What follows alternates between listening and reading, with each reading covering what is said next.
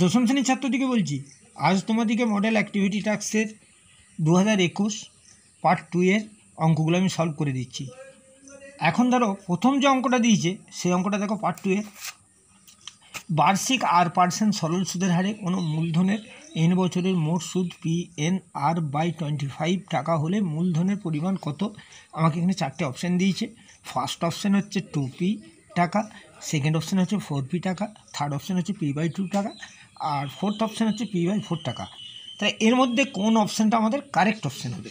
এখন দেখো correct option বলতে গেলে আমাদেরকে প্রথমেই কী করতে হবে, দেখো আমার এখানে আমি ধরে নিলাম আসল সমান x টাকা, আমি x টাকা আসল ধরে নিলাম, আর সুদের হার ধরলাম আর সময় n বছর। এখন মোট সুদ কত? I, মোট সুদটা I করলাম। এখন আমাদের ফর্মুলাটা কী বলো তো? I = PTR/100। এখানে P কত? Px, তোমার T হচ্ছে n, আর রেট অফ ইন্টারেস্ট হচ্ছে R/100। তাহলে কত আমার XNR/100 টাকা। কিন্তু আমার টোটাল সুদটা এখানে দেওয়া আছে, দেখো PNR/25। তাহলে আমরা সহজেই লিখতে পারি যে এই দুটো শর্ত স্যাটিসফাই করছে, মানে এইটার এটা সমান। তাহলে আমি বলতে পারি XRN, এইটা হচ্ছে দেখো XNR/100 = PNR/25।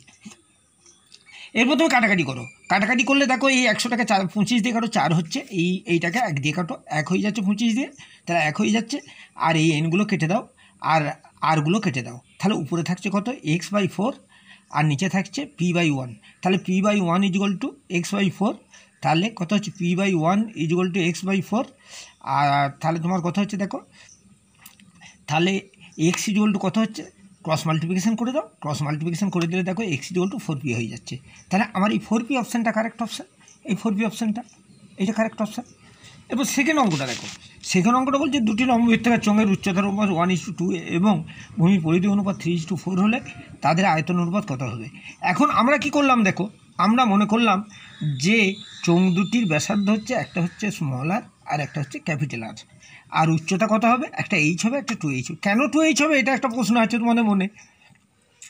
কারণ দেখো আমার উচ্চতার অনুপাতটা 1:2 দিয়ে আছে, যদি উপরটা যদি h হয়, নিচেটা যদি 2h হয়, তা কাটাকাটি করো, h কেটে গেল 1/2। তাহলে আমি সহজেই লিখতে পারি যে উচ্চতা = h, একটা h একটা 2h একক। এখন শর্তানুযায়ী আমাদের কি বলো, পরিধির ফর্মুলা কি বলো তো? পরিধির ফর্মুলা হচ্ছে 2πr। তাহলে 2 বড় πr/2, এই 2 ছোটো πr/2 বড় πr। কাটাকাটি করো, পাইগুলো কেটে যাবে, 2গুলো কেটে যাবে, r/r = 3/4 হবে। তাহলে r = কত হবে? r = হচ্ছে, তুমি এটাকে 3/4কে r দিয়ে গুণ করে দাও, 3/4 ক্যাপিটাল আর, তার মানে 3r/4। তাহলে r = 3r/4 হচ্ছে। এখন আমাদের কি হচ্ছে? আয়তন অনুপাতটা দেখো, আয়তন অনুপাতটা কি? আমরা জানি যে চোঙের ঘনফল হচ্ছে πr²h, πr² আমাদের লিখে দাও। তাহলে πr² হলে আমাদের এই পাইগুলো কেটে গেল, আর দেখো r² আর r² আমার বড় r², উপরে ছোটো r² আছে আর নিচে বড় r² আছে, আর এখানে দেখো h, আর এখানে উচ্চতার হচ্ছে 2h। তাহলে এইগুলো কেটে দাও, তাহলে আমার r²/2r² হচ্ছে, দেখো r²/2r²। এখন r²/2r² হচ্ছে। এরপরে আমি কী করছি দেখো, এই ছোটো r² মানটা বসাচ্ছি। ছোটো r² মান কত বলো তো? ছোটো r² মান হচ্ছে 3r/4। 3r/4, আমি 3r/4 মান বসিয়ে দিয়েছি, দিয়ে নিচেতে কত হয়েছে? 2r²। এখন এবারে 3r/4 মানে কত? 3 থেকে 9r², আর এটা হচ্ছে 4 4 16, আর এটা 2r²।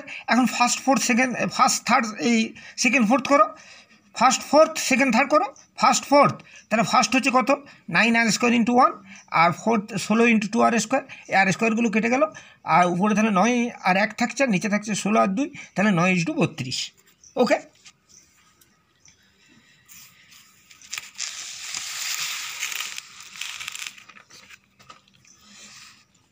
দেখো এর পরের অঙ্কটা দেখো, এর পরের অঙ্কটা বলেছে, আমি প্রথম দুটো বুঝিয়ে দিলাম। এর পরের অঙ্কটা বলেছে দেখো, একটি বৃত্তের দুটি জ্যা যথাক্রমে AB ও AC, AB এবং AC। এখন বলে দেওয়া আছে AB = 4 সেমি, AC = 3 সেমি। তাহলে আমাকে ব্যাসার্ধের পরিমাণটা বার করতে হবে, ব্যাসার্ধটা কত হবে। এখন দেখো আমি এমনভাবে ফিগারটা আঁকলাম যে AB আর AC এটা যেন লম্ব হয়, আর BCটা তো এদিকে ব্যাস আছে এদিকে। তাহলে দেখো এরপরে কী হচ্ছে, আর এই অ্যাঙ্গেলটা তো এমনি 90 ডিগ্রি হচ্ছে, কেন বলো তো? অর্ধবৃত্তস্থ কোণ সমকোণ বলেই 90 ডিগ্রি হচ্ছে। তাহলে আমাদের কী হচ্ছে দেখো, লম্ব স্কোয়ার প্লাস ভূমি স্কোয়ার ইকুয়াল টু অতিভুজ square according to Pythagoras theorem. Pythagoras থিওরেমের আমাদের কী হচ্ছে যে লম্ব স্কোয়ার প্লাস ভূমি স্কোয়ার ইকুয়াল টু অতিভুজ স্কোয়ার। এখন লম্ব কত বলো তো? লম্ব হচ্ছে 3, তাহলে তুমি লিখে দাও 3 হোল স্কোয়ার। আর অতিভুজ কত? 4, তাহলে 4 whole square equal to 20 square.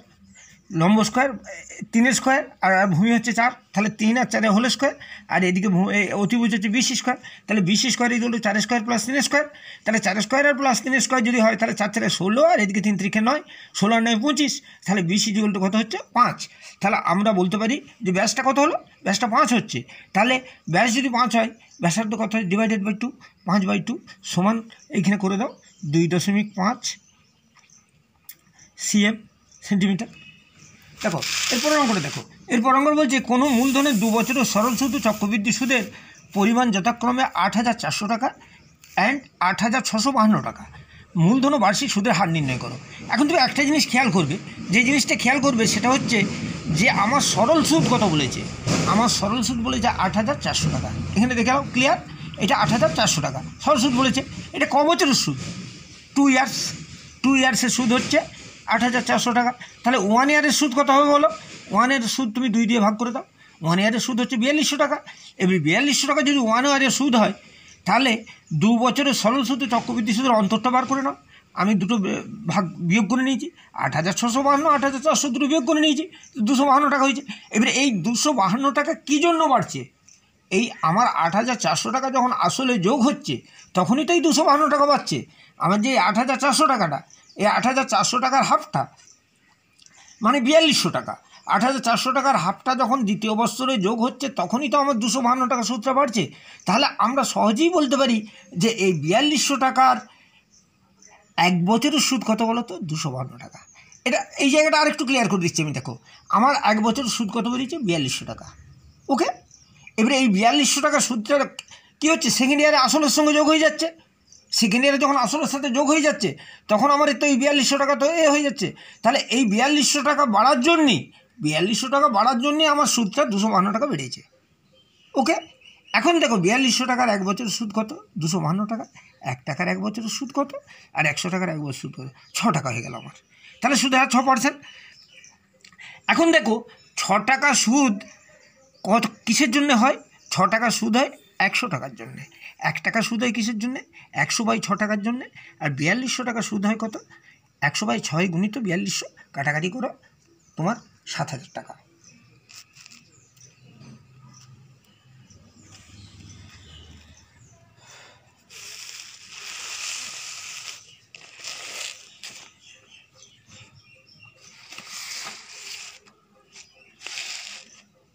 এখানে দেখো এরপরের অঙ্কটা দেখো, এটা আমি 6টা করাচ্ছি, তারপরে 5টা করিয়ে দিচ্ছি আমি। এখন 6টা করিয়ে দিই। এখন দেখো এরপরে হচ্ছে লম্ববৃত্তকার চোঙের উচ্চতা উহার ব্যাসার্ধের দ্বিগুণ। যদি উচ্চতা 6 গুণ হতো তবে চোঙটির আয়তন কি বলেছে? 539 ঘন ডেসিমিটার বেশি হতো। তাহলে চোঙটির উচ্চতা হিসাব করে লেখো। এখন দেখো মনে করিলাম চোঙটির উচ্চতা হচ্ছে h আর ব্যাসার্ধ হচ্ছে 8 ডেসিমিটার। একটা h, তাহলে চোঙটির আয়তন কত হবে? প্রথম চোঙটির আয়তন পায়ের স্কোয়ার এইচ। আর এবারে কী বলেছে দেখো, পায়ের স্কোয়ার এইচ সমান কত? পাই ইন্টু আর স্কোয়ার ইন্টু এইচের মানটা আমার কত হয়েছে? H equal to 2r। আমার এইচ ইকুয়াল টু 2r হয়েছে। কেন বলো তো? আমার এইচ ইকুয়াল টু 2r হয়েছে, আমার শর্তটাতে বলেই দেওয়া আছে যে এইচ ইকুয়াল টু 2r। হ্যাঁ, তাহলে আমি এটা করে নিলাম। এখন এরপরে দেখো আবার যদি এইচ ইকুয়াল টু 6r হয় তাহলে চোঙটার আয়তন কত হবে? পায়ের স্কোয়ার এইচ, পায়ের স্কোয়ার এইচ, পায়ের স্কোয়ার এইচ, তাহলে পাই ইন্টু আর স্কোয়ার ইন্টু এইচ মানে কত? 6r, তাহলে 6 পায়ার কিউব হলো না। তাহলে এখন দেখো শর্ত অনুযায়ী 6 পায়ার কিউব আর এটা হচ্ছে 2 পায়ার কিউব সমান 539। তাহলে 4 পায়ার কিউব ইকুয়াল টু 539। তুমি 4 ইন্টু 22-এর সাথে r cube equal to 539। R cube equal to কত হবে দেখো? 539 গণিত 7টা উপরে চলে যাবে, আর 4/, 88টা নিচে নেমে যাবে। যদি 88টা নিচে নেমে যায় তাহলে তুমি কাটাকাটি করো, 11 দিয়ে কাটলে 8 11 88, আর 4 11 44, 9 11 99। তাহলে 49 গণিত 7 হচ্ছে, তার নিচে 8 হচ্ছে। এখন তুমি আর কিউব ইকুয়াল টু কটা 7 হচ্ছে দেখো? 1 2 3, 49-এর জন্য 2টো 7 পাচ্ছ, আর এই একটা 7, 3টে 7। আর তোমার তাহলে 2 গণিত 2 গণিত 2, হ্যাঁ তাহলে নিচেতে হচ্ছে 2, তাহলে আর ইজুয়াল টু 7/2। আবার আমরা জানি যে এইচ আর, তাহলে 7/2 বেরিয়ে গেল। আমরা জানি যে H equal two 2r, H equal 2r, তাহলে 2 গুণিত 7/2 সমান 7, তাহলে উচ্চতা 7 দশমিক। তুমি এইখানে লিখে দিবে যে প্রথম শর্ত অনুযায়ী এইচ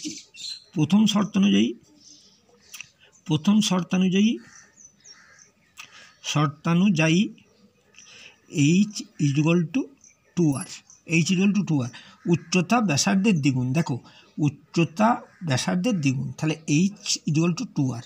হ্যাঁ, এই কথাটা লিখে দিবে। দেখো অঙ্কটা আমি আরেকবার বুঝিয়ে দিচ্ছি সেকেন্ড টাইম। দেখো মনে করলাম চোঙটির উচ্চতা কত, আমার উচ্চতা এইচ ডেসিমিটার এবং হচ্ছে ব্যাসার্ধ হচ্ছে 8 ডেসিমিটার। প্রথম শর্ত অনুযায়ী এইচ ইজুয়াল টু 2r আমাদের বলে দেওয়া আছে যদি উচ্চতাটা হয়। এখন চোঙটির আয়তন কত হবে, পায়ের স্কোয়ার এইচ, তাহলে পাই ইন্টু আর স্কোয়ার ইন্টু 2r, তাহলে আমার কত হচ্ছে 2 পাই আর কিউব ঘন ডেসিমিটার। হয়ে গেল তো। এখানে দেখো আর এইচ ইজুয়াল টু 6r হলে চোঙটির আয়তন কত হবে, আয়তন হবে কত, পায়ের স্কোয়ার এইচ, পাই ইন্টু আর স্কোয়ার ইন্টু 6r, তার মানে 6 পাই আর কিউব ঘন ডেসিমিটার। তাহলে তুমি এখন এক কাজ করো, এই 6, তাহলে আমাদের ডিফারেন্সটা কত হবে বলো তো, 6 পায়ের কিউব আর 2 পায়ের কিউব, দুটো পাই বিয়োগ করে দাও, 4 পায়ের কিউব ইজুয়াল টু 539। তাহলে 88/7 into r cube equal to 539, তাহলে আর কিউব ইজুয়াল টু কত, 539 ইন্টু 7/88, 11 দিয়ে কাটো, 8 11 88, আর এটা হচ্ছে 4 11 44, 9 9 11 99, তাহলে 49 গুণিত 7, তুমি 49কে ডিভাইড করে দাও, 7 ইন্টু 7 দিয়ে ওই গুণ করে দাও, 7 ইন্টু 7 দিয়ে, আর এটা 7 হচ্ছে, এটা 2 ইন্টু 2 হচ্ছে, তাহলে আর কি বুঝছে এইটা হচ্ছে, তাহলে আর কত হবে, 3টে 7-এর জন্য একটা 7 পাচ্ছ, 3টে 2-এর জন্য একটা 2 পাচ্ছ, তাহলে আর ইজুয়াল টু 7/2। আর আমরা প্রথম শর্ত নিয়ে জানি এইচ ইজুয়াল টু 2r, তাহলে এইচ সমান কত, 2 গুণিত 7/2, 2 2 কেটে দাও, 7 হয়ে গেল, তাহলে উচ্চতা সমান 7 ডেসিমিটার। আচ্ছা, এরপরের অঙ্কটা দেখো। এরপরের অঙ্কটা আমার বলেছে যে যদি একটি দ্বিঘাত সমীকরণ ax² প্লাস bx² প্লাস 0 এই দ্বিঘাত সমীকরণের বীজদ্বয়ের অনুপাত 1/r হয়, তাহলে প্রমাণ করো যে r plus 1 whole square by r equal to b²/ac। এটা প্রমাণ করতে হবে।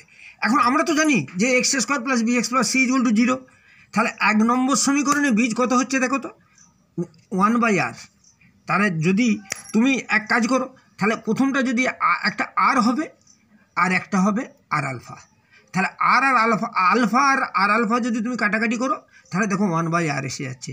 তাহলে একটা কত হচ্ছে, একটা হচ্ছে আলফা, একটা হচ্ছে আর আলফা, বীজ দুটো।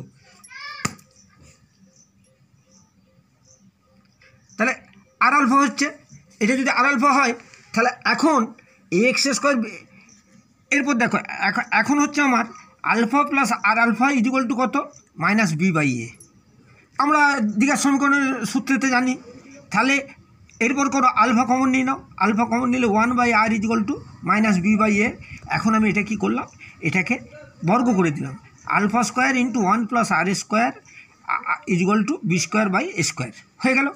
এখন আমার দেখো আবার আলফা ইন্টু আলফার equal to c/a, alpha into, কারণ আমার 2 নম্বর থিওরি নিয়ে যাই, আলফা ইন্টু c/a, তাহলে কত হচ্ছে alpha square r equal to কত, c/a। এখন 1/2 করে পাই, এই 2/3 করে পাই, এটা হচ্ছে 2, এটা হচ্ছে 3, তাহলে 2/3, তাহলে 2টা তুমি নিয়ে চলে এসো, alpha square into 1 plus r এর হোল স্কোয়ার, আর 3টা কত হচ্ছে আলফা স্কোয়ার আর, তুমি আলফাগুলো কেটে দাও, তাহলে পড়ে থাকছে 1 প্লাস আর স্কোয়ার বাই আর, দেখো 1 প্লাস আর স্কোয়ার বাই আর, আর এখানে কি হচ্ছে দেখো, এখানে b²/a², তুমি b²/a² বসিয়ে দিলে, আর এটা হচ্ছে c/a, তাহলে b² ইন্টু a, প্রথম চতুর্থ করো b² ইন্টু a আর c² into a, b² into a আর c² into b² into a আর c ইন্টু a², দেখো b² ইন্টু a আর c ইন্টু a², তাহলে দেখো এইটা কেটে গেল, এটা কেটে গেল, এটা কেটে গেল, তাহলে উপরে কত পড়ে থাকছে b², নিচে পড়ে থাকছে ac, তাহলে 1 প্লাস আর এর whole square by r equal to b²/ac। আমি আরেকবার অঙ্কটা বুঝিয়ে দিচ্ছি, দেখো বলেছে এখন ax² plus bx plus c equal two 0, 1 নম্বর সমীকরণের বীজ আলফা ও